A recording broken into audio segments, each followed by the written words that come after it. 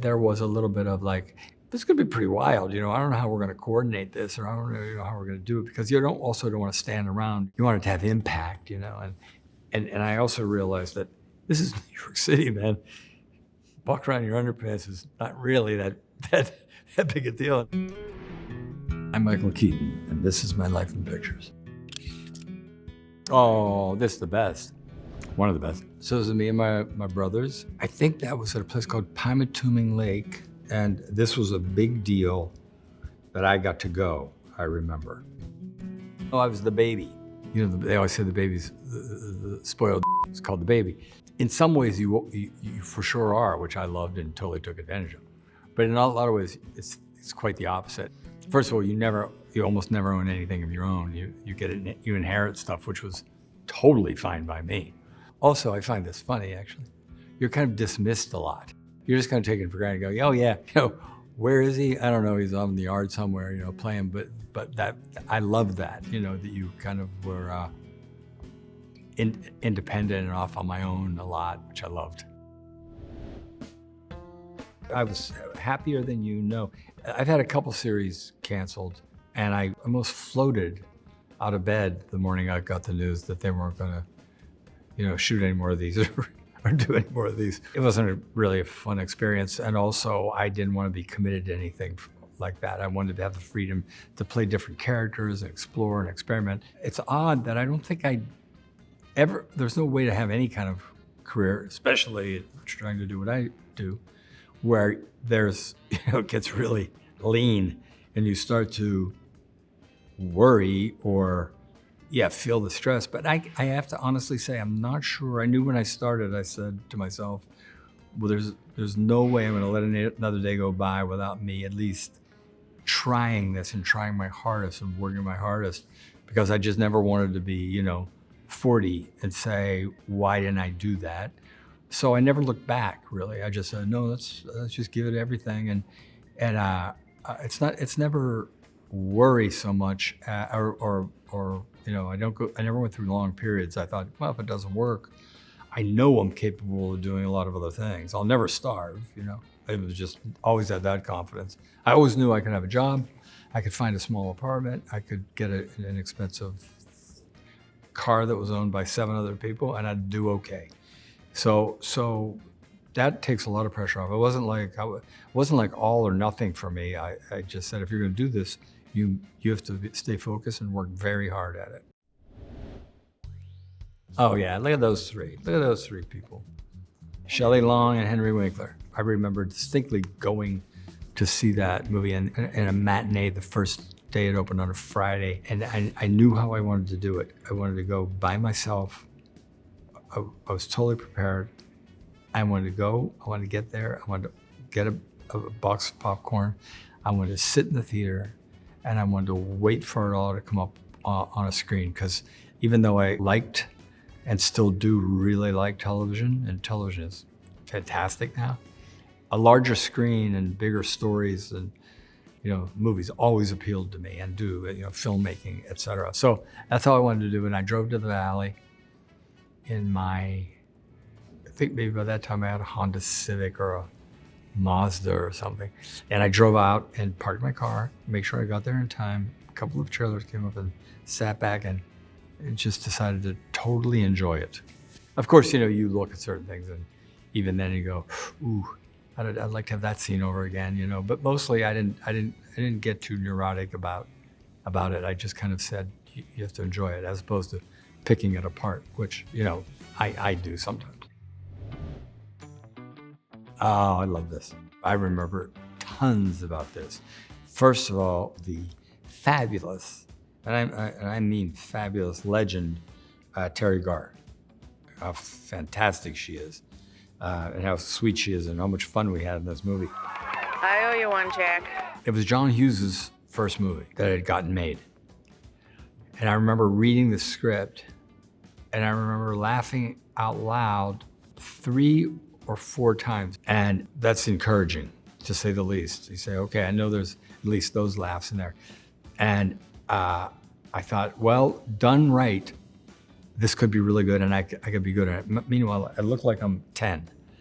And one of the first things I said was, how do we make it believable that I actually have this many kids? I knew me in it, and some of the things the director saw, I just knew it needed to be adjusted.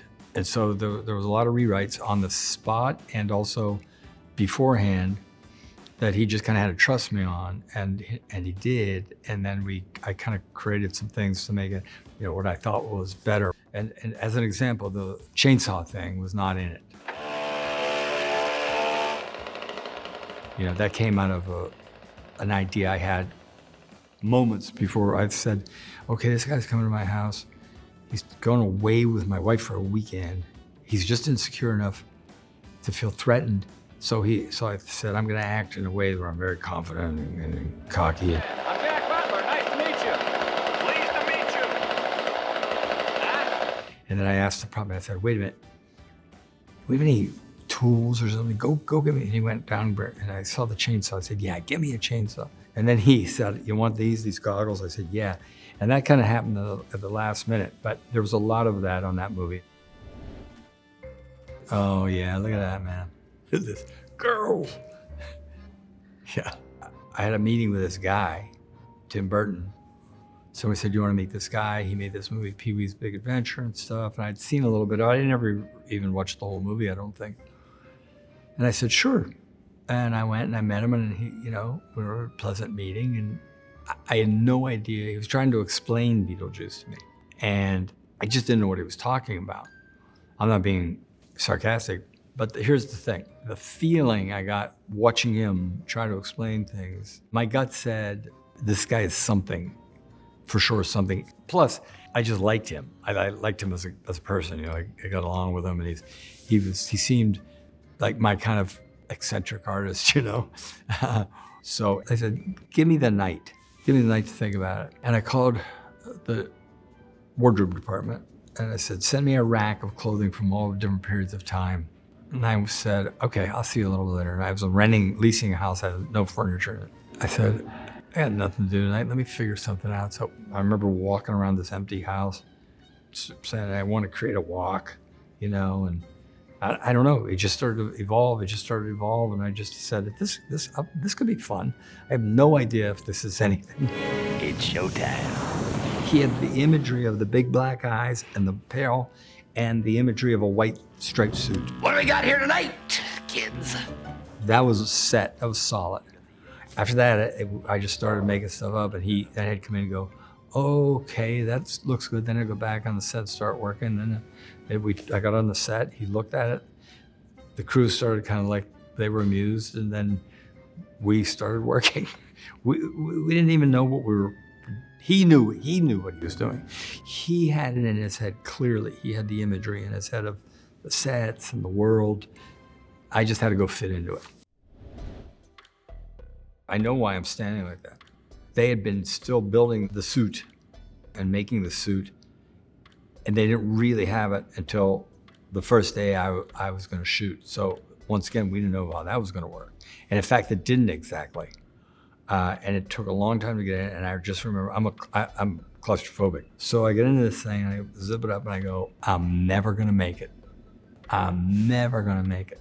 Because you had to get in, it's all closed up, and you can't hear, and actually you can only see a little bit, and it's wrapped around you like this. And, I just barely got through the process of making the mold for the suit, which is plaster cast. They don't even do it anymore, you can do it with a laser. And thinking, how am I gonna get through shooting this thing?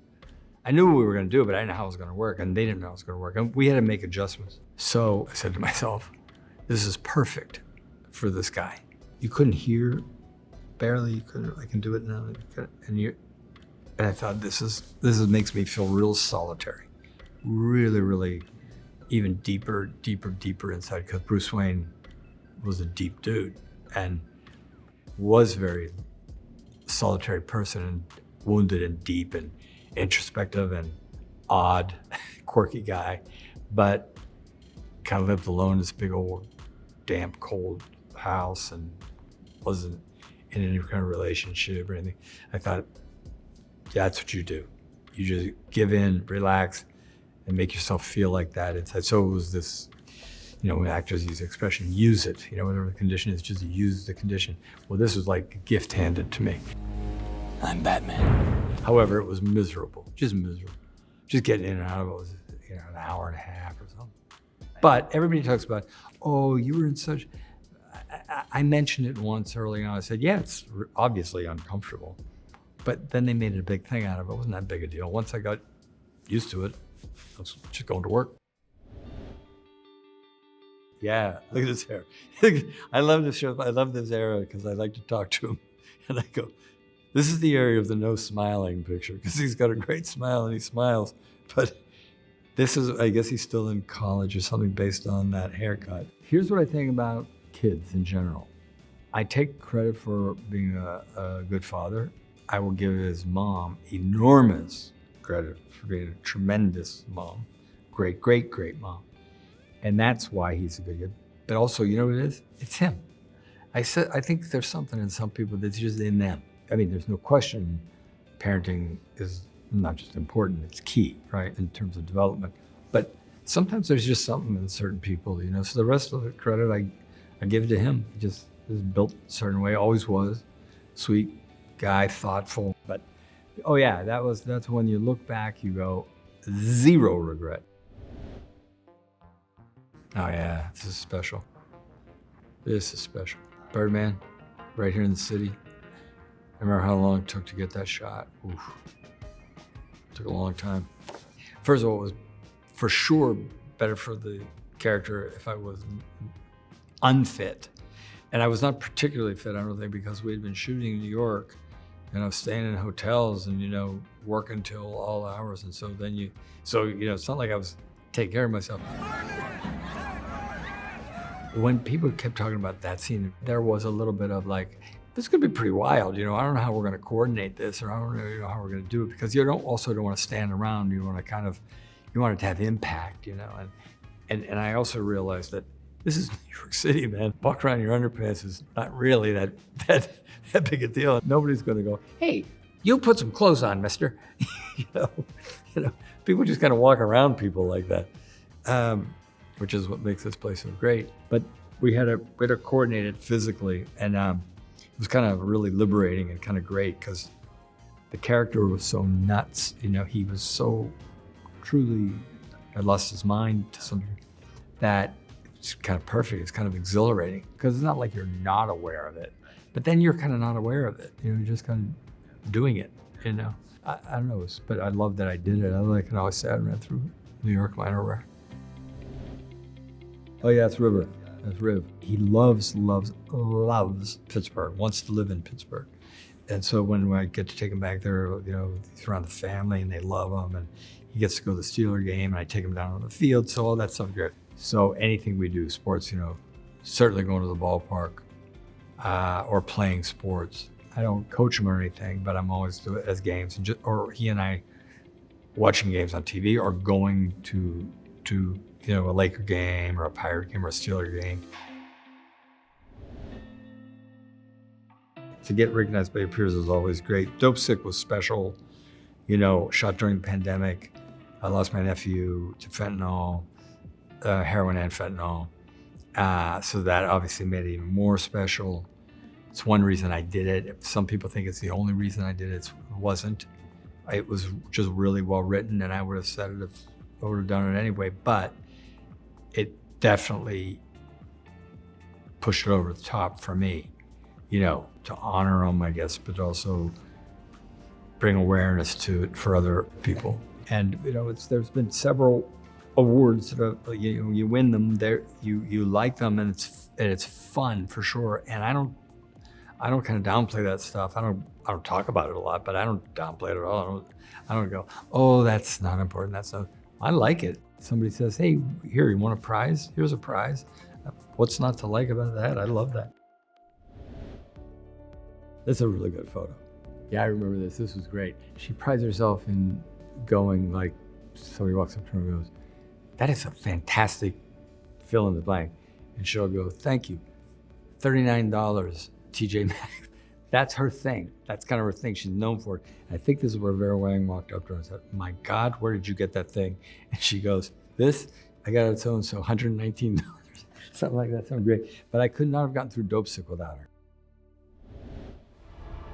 Beetlejuice. The juice is loose. Tim and I didn't even think about it. We just liked making this thing. Then it became huge pop culture, and to make it again, I was nervous that I might not do it service. And so looking in the mirror, I didn't like, because then it became, oh yeah, there's that thing that's become kind of part of the culture. I don't want to look at it because that's not what it is. It's this thing I made up. It's this thing I came up with Tim. So I didn't want to go, I just said, I'd get up in the morning and go to work, put on the thing, and then go, don't show me, don't talk to me. I just want to go be it. Yeah, I loved it making this movie. I'm gonna make you so happy.